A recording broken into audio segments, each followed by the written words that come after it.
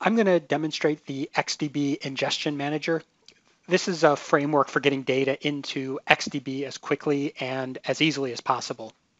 So it lets you focus on reading and writing data instead of having to deal with all of the other things that kind of lead up to and result from that. So things like what's going to trigger the data being read and what's going to cause the data to be written. You don't have to worry about that. You really are just focusing on reading the data from somewhere and then doing something with that data. I've already got it all set up and configured, so this video is really a demo of what it does, and I'm also going to explain the components that are involved in it. One thing to note before I get started, I'm going to be talking about contact facets a lot. So a contact is a person who's had some experience that Sitecore is aware of. A contact facet is used to store data about the contact. So an example is the contact's email addresses. Sitecore has a contact facet that's used to store that kind of information. But xDB stores a lot more than just contact data. It stores all of the different interactions that a contact has. So in the web world, an interaction's a session. But an interaction can be something like visiting a store. And then there are the activities that are tracked. And the activities are a part of an interaction. So again, in the web world, an activity might be viewing a page. But an activity could also be opening an email or talking to a specific sales rep. So there's a lot more to xDB than just contact data. But for this video, I'm focusing on contact data and specifically the data that's stored in contact facets. So how do we know what facets are available? So I'm going to log into my Sitecore server. And in the content editor, I can go down to System, Settings, Contacts. And under here, there's a node called Facets.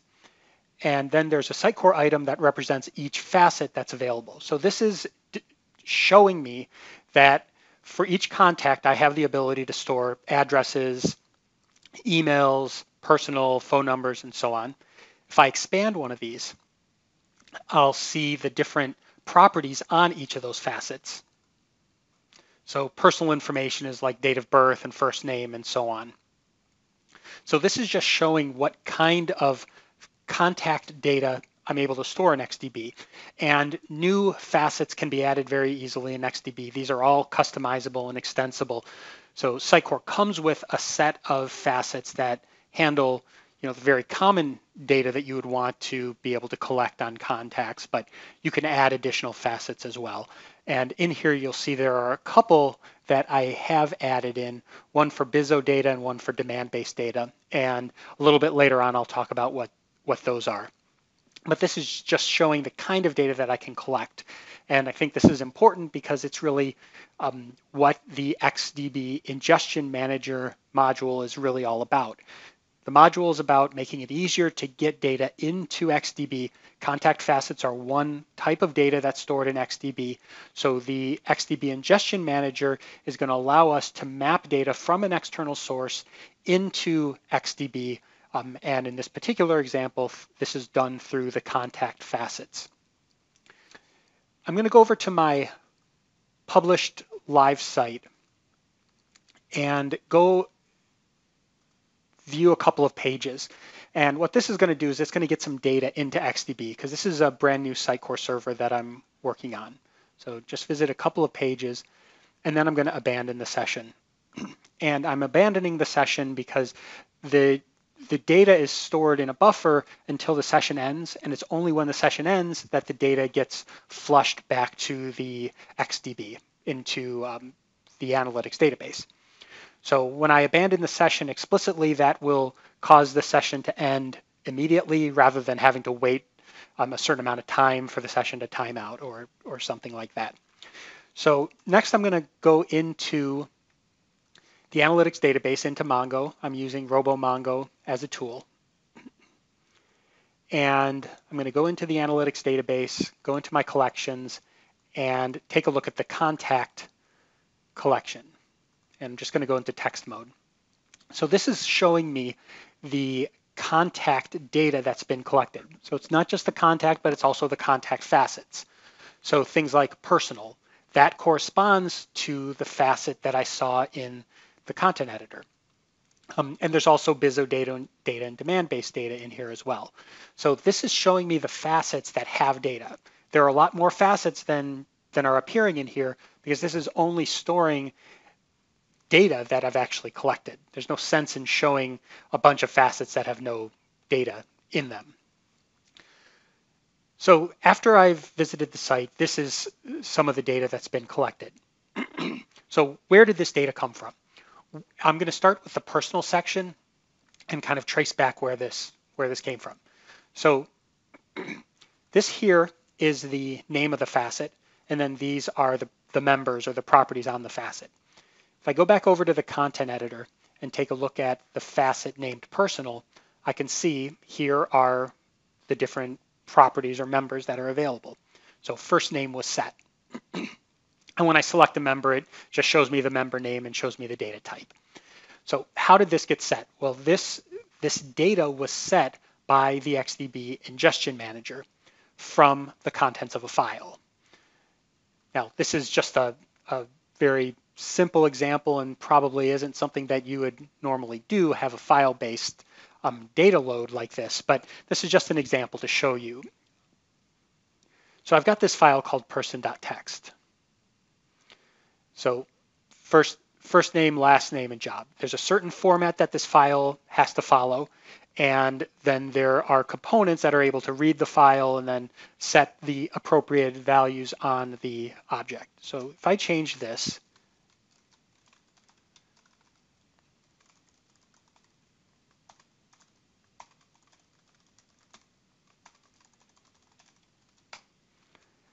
save this file, go back to my site,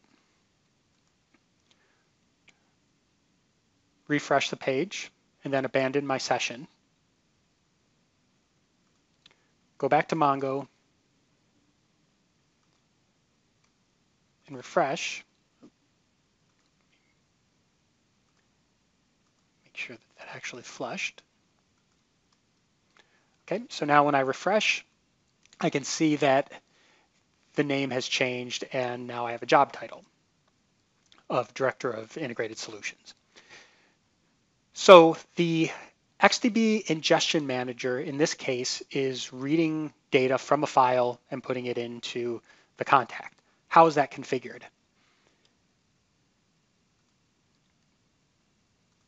I'm going to go to the modules section, and there's a new node for xDB Ingestion Manager. I'm going to start with something called a data reader. So there's a file system data reader. And what this does is it points to that file.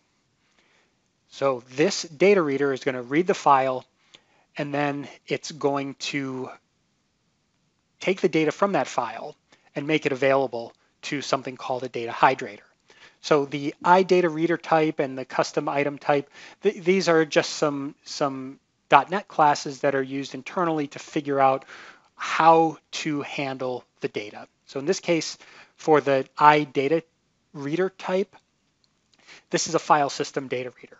So what the file system data reader does is it will take that file, read the contents of the file, and make the contents of the file available as a stream to the next step. So it's a stream. The next step is that stream is passed to something called a data hydrator. And here I've got a data hydrator called Contact Personal Info Hydrator. And this has two things set on it. The first is the name of the facet that I want to populate. So this is where the personal facet was selected. This is giving me a list of all of the different facets that are defined. So I can pick the personal facet as the target or the destination of the data. And then I've got an iHydrator type. And this is the Contact Personal Info Hydrator. This is the component that gets the stream that was provided by the data reader and then reads the stream and sets the data from the stream onto the contact facet that's been identified. So that's how the relationship between the readers and the hydrators work. If I scroll down, something in here called a pull data handler. And the pull data handler is what's going to associate the data reader with the data hydrator. So I'm going to select this handler called personal info pull data handler. And this is where I identified both the data reader and the data hydrator. So this is pulling those together. Any item that is under the pull data handlers is going to run during the request handling process that Sitecore has. So specifically, when Sitecore handles a request, there's a pipeline that runs that's called Start Analytics. And there's a custom processor that the xDB Ingestion Manager adds into that pipeline. And what the processor does is it looks to see if this is the first action in the session. So in the web world, that is the first page. Is this the first page of the visit? If it is, then it's going to go into this folder and find all of the data handlers that are not disabled. So you're able to disable a data handler through this checkbox, but it's going to go and just find any of the handlers that are in there, and it's going to use that handler. And specifically, what it's going to do is it's going to take the data reader from the handler. It's going to use that to read a stream from some data source, and then it's going to pass that stream over to the data hydrator. And the data hydrator, as we saw over here, knows which contact facet to hydrate, and also which .NET class to use to read the stream and then to actually populate that facet. Okay, so that's what the pull data handlers do. That's how this information from the file was read from the file and then added into a contact facet. Now we have another pull handler as well, and this is to read from demand base. So demand base is a data service that gets you information that's relevant in a B2B context. So things like based on an IP address, what is some information about the business that owns the IP address, or what is their location, what industry are they in, that sort of stuff. So in this case, we've got a pull data handler for demand base. Again, there's two parts to it. There's the data reader and the data hydrator. The data reader, if I go into the demand-based data reader, I can see that there is a web service endpoint. And if I scroll down a little bit more, there are some credentials that I have to get from demand base. So I've got an account with demand base, so I've got an API key that I can put in. And this data reader uses that information, uses the API key and uses the endpoint URL in order to make a request over to demand base. And then it gets the data back from demand base and then makes that data available as a stream. So the demand base data handler uses the demand base data hydrator. So that stream is passed over to the demand base data hydrator. And the demand base data hydrator is populating the demand base data facet. And it's using a hydrator called object hydrator from JSON. The data that comes back from demand base is JSON data. So this is a hydrator that's able to take the JSON data and is able to populate an object from that JSON data. And the result is, we can see over here, the information that demand base has about my IP address is that I'm coming from Comcast is my ISP, and I'm in Portland, Oregon, and you can see that this is a residential, and some more location information. So that gets us through the first part of the xDB Ingestion Manager, the idea of pull data handlers. And pull data handlers are those components that run as a part of the Start Analytics pipeline, and it's where Sitecore proactively goes out to some external data source and reads the data. The other part of the xDB Ingestion Manager are the push data handlers. The idea of the push data handlers are there are some external data sources that are able to tell Sitecore that there is data. So it's not waiting for Sitecore to ask, it's pushing the data to Sitecore. And that's what BIZO does. So if I take a look at my push data handler, I've got a BIZO redirect push data handler. The configuration for a push data handler is there has to be a listener on the Sitecore side that's waiting for data to be pushed into Sitecore. That's what the handler name does. So if I go over to my published site and go into debugging tools, I'm going to just refresh this. When I refresh this, I can see that there's a call over to Sitecore. So it's going to //push BIZO, and then there's data that follows. The BIZO part comes from here. So that's identifying the handler name from the URL. It's that last part of the URL.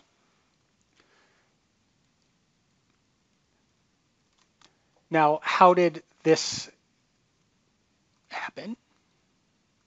So if I look at the page source, I can see that there's some JavaScript added in here. And what the JavaScript is doing is it's using the BIZO API. So the BIZO API has something called a redirect API. And what the JavaScript here does is it makes an AJAX call over to BIZO, passes the BIZO cookie, which has been collecting data from all sorts of different sites, and sends that request over to BIZO. BIZO checks to see if the API key that's passed as a part of that request is for a valid BIZO account. And if it is, then it takes the data from that cookie and does a redirect, a callback. In this case, the callback is to Sitecore. And specifically, it's to this push handler called BIZO. Once the push handler gets the data, then the process is very similar to what we had with the pull handler. So the push handler also has a data reader and data hydrator. So the data reader is going to get the data that was pushed into the handler.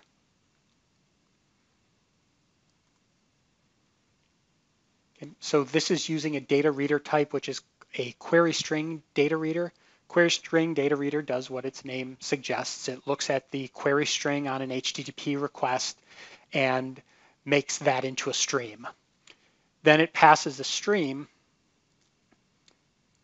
based on this configuration over to the BIZO redirect data hydrator. The BIZO redirect data hydrator identifies which facet to populate, in this case BIZO data, and then what is the hydrator type. In this case it's a BIZO redirect hydrator.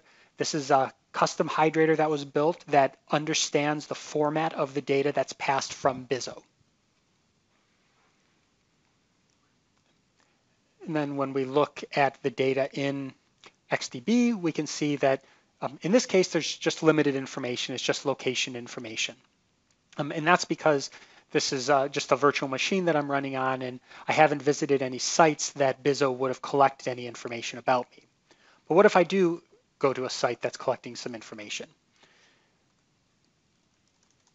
If I do a Google search for BIZO cookie, the first link here is the BIZO cookie.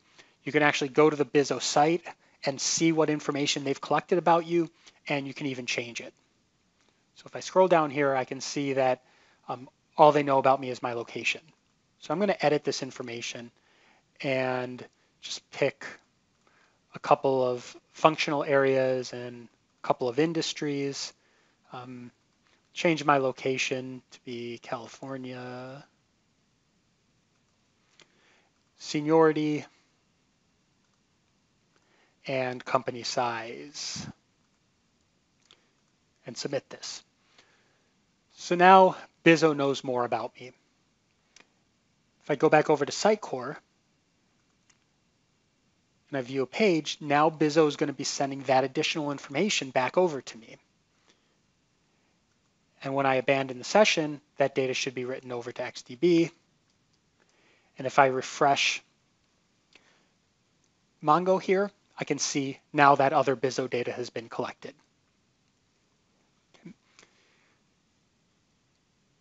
there is one other thing that I want to show, and that is that there is one other push data handler that's available, and this is more for testing as opposed to something that would be very useful. But if you don't have an account with Bizzo, you're not going to be able to use that Bizzo connector.